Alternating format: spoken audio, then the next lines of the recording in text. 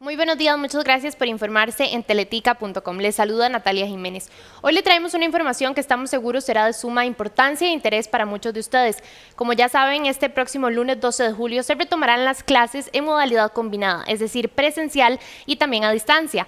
Tras varias semanas de la pausa en el curso lectivo, esto ha generado bastantes dudas a los padres de familia e incluso estudiantes. Tras esta pausa, también para aclararlas, vamos a conversar con la viceministra académica del Ministerio de Educación Pública, doña Melania Brenes, que nos va a ayudar a aclarar todas estas consultas. Muy buenos días, doña Melania. Buenos días, Natalia, y buenos días también a las personas que nos acompañan esta mañana. Antes de iniciar, nos gustaría recordarles que si usted tiene algunas consultas puntuales, puede dejarlas acá en este Facebook Live y nuestros compañeros estarán pasándolas para poder aclararle a usted las consultas. Bueno, para comenzar, doña Melania, cuéntenos un poco acerca de lo que ustedes informaban días atrás. Ya todos, o bueno, el 96% de los funcionarios del MEP están vacunados para este regreso a clases.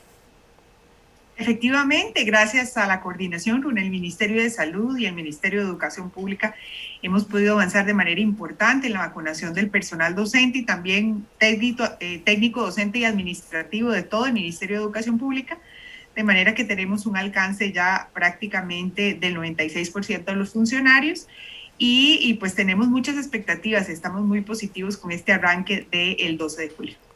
Doña Melania, una de las consultas que más nos hacen ahorita los padres de familia es que si tras esta pausa todavía los padres pueden decidir si enviar o no a sus hijos a las clases. Sí, en este sentido todavía nos encontramos en emergencia nacional. Recordemos que la situación epidemiológica del país sigue todavía siendo importante, es decir, que tenemos que protegernos, seguir las medidas. Y en este momento, al igual que fue en febrero del año 2021, todavía existe ante la declaratoria de emergencia nacional esta posibilidad de la voluntariedad del envío presencial. Sin embargo, nuevamente, al igual que lo hicimos en febrero, nosotros queremos motivar que realmente el proceso de presencialidad y el apoyo que las personas docentes puedan dar en el centro educativo a los grupos de estudiantes es elemental para la continuidad del proceso de aprendizaje y para el plan de nivelación que también hemos estado abordando en estos días. Para que quede un poco claro, entonces, si las personas o los padres de familia pueden decidir enviarlos todos los días, no enviarlos ninguno de los días, o mantener ese horario que ya crea el centro educativo. Efectivamente. ¿Y cuál es la gestión que se tiene que hacer si un padre de familia no quiere enviar del todo a su hijo? ¿Tiene que hablar directamente con el director o cómo funciona? Exactamente igual al inicio del periodo, en febrero de 2021, ya incluso muchos de los centros educativos a través de sus planes de apertura tienen esa identificación.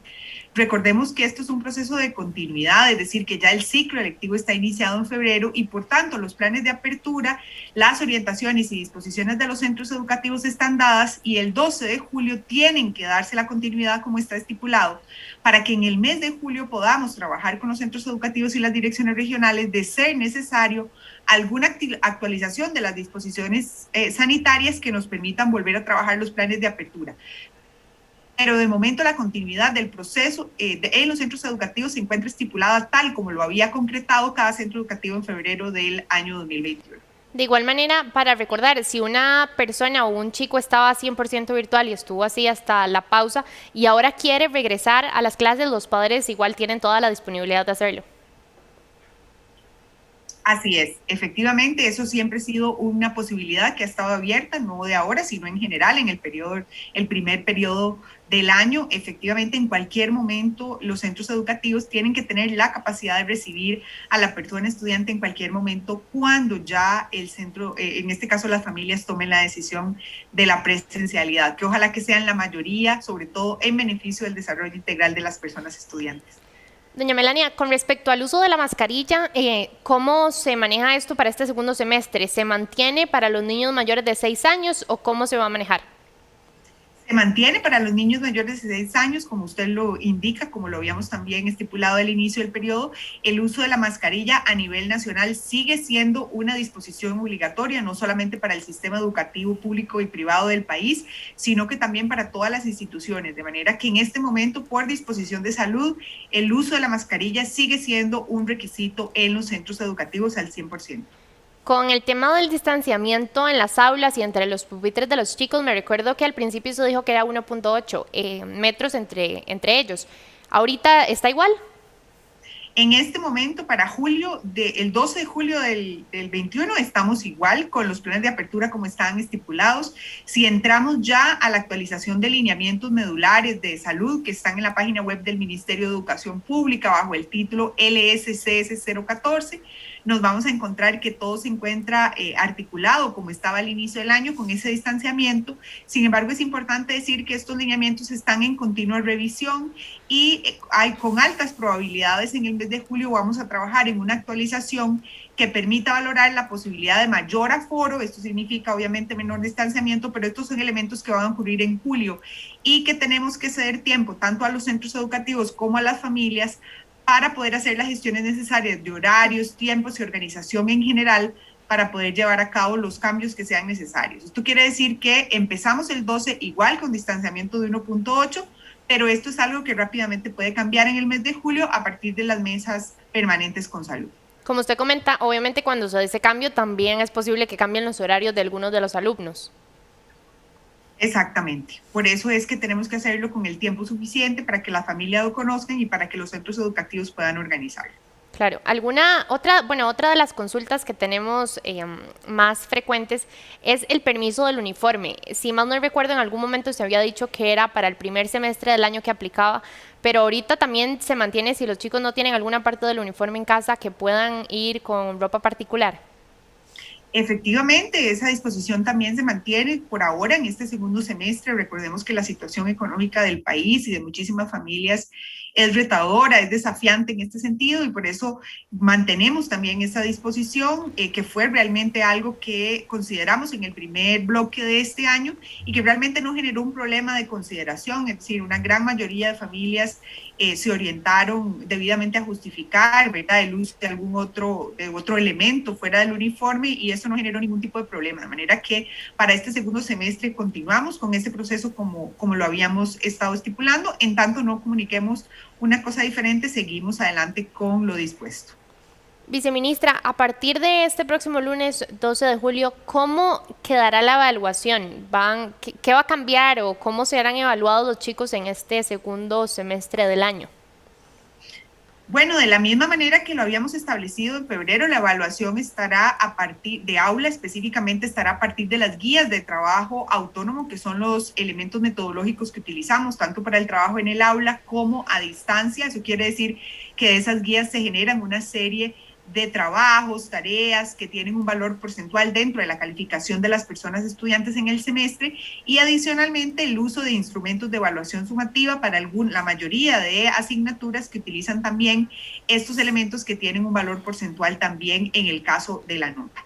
Lo que entregamos hacia el segundo semestre, primero y segundo semestre del año es un informe descriptivo de logro, quizás un elemento innovador del plan de nivelación que estamos implementando, que estamos reforzando en este proceso, es el uso de una herramienta digital de sistematización y registro de la evaluación que va a permitir hacer de manera más versátil esos informes descriptivos del logro para entregar a las familias tanto al cierre en agosto del primer semestre como al cierre del segundo semestre en enero del año 2021 y que nos va a permitir a las direcciones regionales de educación, a los circuitos escolares y en general al sistema educativo contar con información del avance en la consecución de los objetivos por aprender en las diferentes asignaturas y en los diferentes lugares del país. De modo que es una herramienta virtual.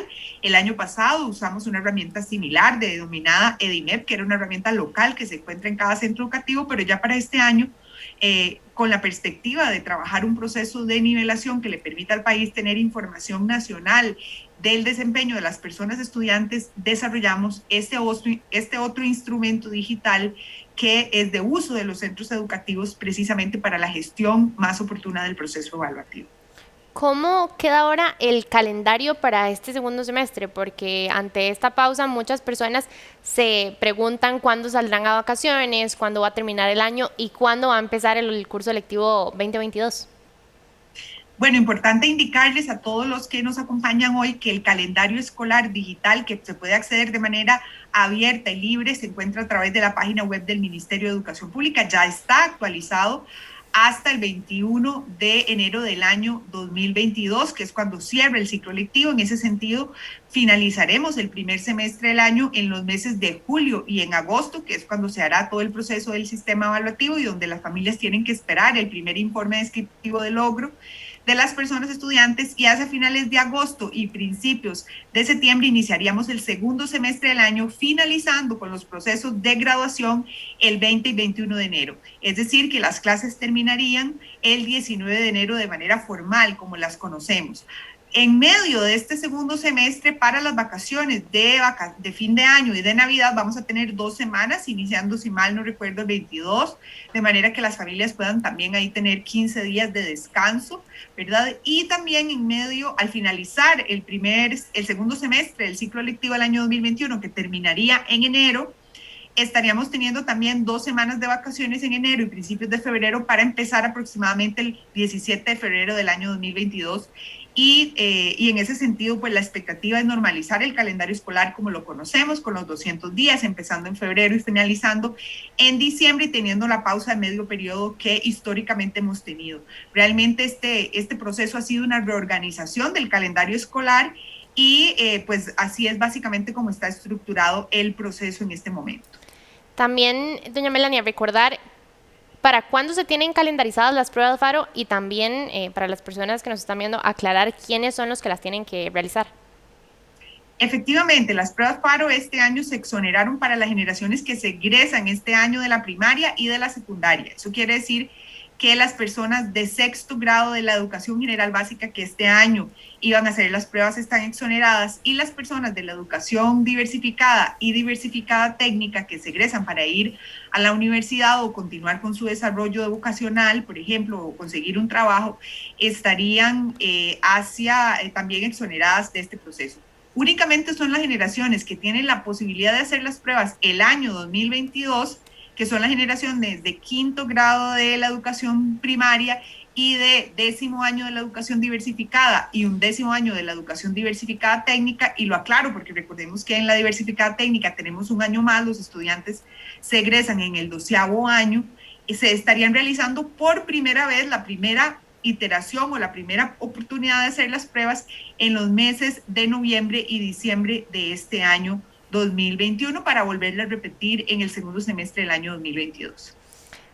Viceministra, háblenos también un poco sobre el cambio que hicieron para la recolección de información de los casos COVID en los centros educativos, porque esto ayuda tanto al centro educativo para tomar decisiones, a los padres de familia para que tengan un poco más de seguridad, incluso a los medios de comunicación. Efectivamente, el Ministerio de Educación Pública hizo un trabajo en el primer bloque del año importante de recolección de esos casos, de conocer el estado de su personal, pero como todo proceso, pues requiere información en tiempo real, requiere semana a semana estar reportando y monitoreando la evolución de este proceso. En ese sentido, también trabajó en un sistema de reporte que está disponible para los centros educativos y las direcciones regionales, donde semana a semana vamos a ir conociendo los casos confirmados, los casos sospechosos, los casos en recuperación, ¿verdad? Según la tipificación que hemos trabajado con el Ministerio de Salud, precisamente para tener un registro y un reporte mucho más efectivo de este proceso. Estos son sistemas hechos en casa, son sistemas que a través del talento y desarrollo del Ministerio de Educación Pública hemos venido haciendo precisamente para solventar necesidades que vamos enfrentando. Tienen ciertos retos, ¿verdad?, en la implementación, pero que en este momento pues están articulados en un proceso importante de gestión educativa que se requiere en el marco de una emergencia como la que estamos viviendo. Vamos a entrar ya a la parte como de preguntas que tienen los padres de familia en específico. Ayer nos llegó una consulta bastante interesante porque el ministro de Salud se refirió a que en este momento ir a dejar a los chicos a la escuela no está incluida en las excepciones de la restricción vehicular. ¿Ustedes qué pueden decir al respecto y están de acuerdo con esta decisión? En realidad estamos trabajando para actualizar esa disposición, sobre todo para que podamos usar la documentación necesaria, ya sea comprobante de matrícula, alguna carta oficial que podamos tener precisamente para este proceso. Ese es un tema, pues desde luego, recordemos que el tema de la restricción es una variable a manejar muy importante porque ha probado ser una de las estrategias más efectivas de control epidemiológico, y por eso el tema de la restricción es tan delicado, ¿verdad? Porque a veces nos preguntamos, ¿Por qué es que discuten tanto el tema de la restricción? ¿Por qué simplemente no se generan, por ejemplo, las excepciones? Pero recordemos que generar una excepción implica precisamente un trabajo de análisis sobre cuáles son las repercusiones de una estrategia que es altamente efectiva para el control epidemiológico del país. Entonces, estamos todavía remozando eso. De momento, las restricciones están como están estipuladas para toda la población nacional, pero en las próximas semanas, precisamente con la intermediación de las direcciones regionales, estaremos dando las disposiciones pertinentes. De momento está como está estipulado en este momento para toda la población. Tenemos acá una consulta de Daily Sandoval que dice, si no se mandan a los niños, no les pueden poner ausencias tanto en el colegio como en la escuela, si solo deciden por la educación a distancia. No, siempre que eso esté debidamente comunicado formalmente por parte de la familia a los centros educativos para la debida continuidad del proceso de aprendizaje. Recordemos que los centros educativos, una vez que la persona estudiante está matriculada en ese centro, tiene la responsabilidad de dar el seguimiento de la situación de esa persona estudiante, tanto si va a continuar a distancia como si va a regresar al proceso presencial. Recordemos que además cada estudiante de este país matriculado tiene ya un expediente estudiantil. Nosotros sabemos en qué centro está matriculado, cuál es su número de cédula. Es decir, existe una información que nos permite trazabilidad. Recordemos que la educación es un derecho y por tanto, tanto el sistema como los centros educativos y las familias tienen que dar cuenta precisamente de la situación de esa persona estudiante. Por tanto, por supuesto, no está el tema de ausencia siempre que el centro educativo tenga la comunicación oficial de la familia de cuál es la modalidad que va a cursar según la decisión familiar esta persona estudiante. Pero tenemos que tener la información, ¿verdad? No es como simplemente decido y no me comunico con el centro educativo porque pues ellos tienen la disposición de alerta temprana y de darle trazabilidad a cada persona menor de edad que los centros educativos y el Estado es responsable, de modo que es muy importante esa comunicación continua. Nos consultan también por medio de nuestro Instagram que cómo van a aplicar las pruebas FARO a los chicos que tal vez tienen algún tipo de déficit de atención. Todo el tema de lo que conocemos como apoyos educativos específicos que requieran las personas estudiantes están contemplados dentro de la aplicación, como lo ha estado contemplado siempre en pruebas nacionales, es decir, se hacen lo que conocemos comúnmente como adecuaciones curriculares, todos los elementos. Eso es un proceso que ya está adecuadamente estipulado con los comités de evaluación y con los centros educativos a nivel nacional. Aquí hacen una pregunta bastante general, pero tal vez para explicar un poco cómo están manejando esto ahorita, nos pregunta Ricardo Quique Conejo, ¿qué plan tiene el MEP con la caja con la atención de los niños que les da COVID y sus familias? ¿Cómo se maneja esto? Bueno, se maneja exactamente, eso es una responsabilidad y un procedimiento que tiene establecida la Caja Costarricense de Seguro Social. Recordemos que los niños, las niñas tienen el derecho al debido seguimiento de salud a través de las áreas de salud, los EBAIS de todo el país, de manera que particularmente no hay una estrategia diferenciadora en términos de la atención, sino que toda la red de salud y los procesos que ya están debidamente estipulados a través de las diferentes regiones del país. Por supuesto, el Ministerio de Educación Pública, a través de sus centros educativos y sus direcciones regionales, estarán atentos, monitoreando nuevos requerimientos que surjan en atención a esta población estudiantil. Sin embargo, es importante decir que hemos podido estudiar un poquito con el Hospital Nacional de Niños, como también la presencia en el centro educativo podría ser también un factor protector del contagio en muchas personas estudiantes que ahora, estando en la suspensión, más bien ha aumentado el contagio. Esto es algo muy preliminar, más bien, que tenemos que estudiar más a fondo, pero es importante decir que efectivamente el centro educativo pareciera desde ya ser también un lugar importante para la prevención del contagio, donde se siguen las disposiciones sanitarias de una manera que protege a la persona estudiante de contagiarse de COVID-19. Nos consulta también Karina Marchena Fernández, si un niño iba presencial en el primer semestre del año y ahora quiere nada más atender virtual, ¿se puede? Se puede, efectivamente. Recordemos, previa comunicación al centro educativo y la articulación que el centro establezca de manera importante según horario, forma y atención de la persona estudiante. También nos llega la consulta de que por qué se aplicarán las pruebas FARO a los estudiantes de quinto grado si hace años se habían eliminado las pruebas en escuela.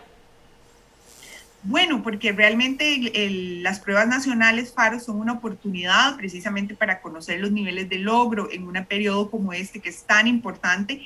Y si bien conocíamos, ¿verdad? Y teníamos como indicador los resultados y logros en el caso de la secundaria, hemos considerado muy importante también conocer a fondo los perfiles de salida de los más pequeños también para generar la respuesta que se requiere en el colegio en caso de que existan algunas limitaciones. Recordemos que para poder hacer una adecuada nivelación, articulación de los aprendizajes y estrategias de intervención educativa que nos ayuden a salir adelante después de esta época tan desafiante, tiene que estar necesariamente informada por una serie de datos sobre el desempeño de las personas estudiantes, y en ese sentido lo que conocemos como prueba FAR o evaluaciones nacionales son muy importantes precisamente para tener información país en ese sentido, y que también para que las familias y las personas estudiantes sepan qué se espera de ellos al finalizar el sexto grado, en este caso de la primaria, y podamos también tomar las acciones necesarias de apoyo a esa persona estudiante para continuar sus estudios en la secundaria. Continuamos también con el tema de la obligatoriedad de ir a las clases o no, porque aquí nos consultan, Victoria Brenes, que el centro educativo puede obligar ir a clases y no a distancia, porque hay varias denuncias que esto estaba ocurriendo en el primer semestre. No, en realidad todavía permanece abierta la decisión de las familias, como lo dijimos al inicio, y por tanto es la familia la que puede tomar la decisión con la debida articulación, en este caso con cada escuela o colegio. También, bueno, hay varias quejas y denuncias y consultas acerca del tema de la restricción vehicular, nada más para que lo volvamos a retomar. El Ministerio de Salud dijo que no iba a ser una excepción, pero ustedes van a gestionar para que esto se logre en algunos días. Exacto, de momento está vigente la restricción, repito, porque recordemos que la estrategia de restricción vehicular es una de las estrategias de control epidemiológico más importantes que tiene el país, ¿verdad? Entonces, nosotros como Ministerio de Educación sí estamos comprometidos nuevamente en revisar con el Ministerio de Salud las posibilidades, sobre todo para el transporte de familias de los chicos hacia los centros educativos, pero de momento la restricción está vigente como la tiene en general la población nacional. También por acá tenemos una consulta de Juan Trigueros que nos comenta, hay centros educativos sin alcohol en gel, papel higiénico, jabón y utensilios de limpieza porque el presupuesto aparentemente no alcanza. ¿Cuáles son las medidas que puede tomar el MEP ante una situación de estas? En este caso, específicamente el reporte de la situación financiera o la falta de recursos tiene que ser reportado por las juntas de educación, que son las instancias responsables por velar precisamente de que existan este tipo de elementos en los centros educativos. En ese sentido, existe toda una dinámica de comunicación con el Departamento de Juntas y Gestión Regional, que está a cargo de este proceso, y siempre han existido los mecanismos específicos para que las juntas de educación se comuniquen y gestionen precisamente la situación económica. Nosotros y el Departamento de Juntas y Gestión Regional lleva a cabo monitoreo constante de la viabilidad y de la disponibilidad de presupuestos en las diferentes juntas, y hace la redistribución de fondos ahí donde es importante, pero es realmente vital que en aquellos centros educativos donde esto está ocurriendo nos aseguremos qué gestión está haciendo la Junta de Educación en este caso para contar precisamente con esas condiciones que se requieren para tener estos elementos. Doña Melanie, ya para cerrar, nada más recordar que el inicio del curso lectivo este segundo semestre será este lunes 12 de julio y que el MEP mantiene una serie de protocolos y medidas para evitar el contagio de los chicos y de los docentes también del COVID-19 en las aulas.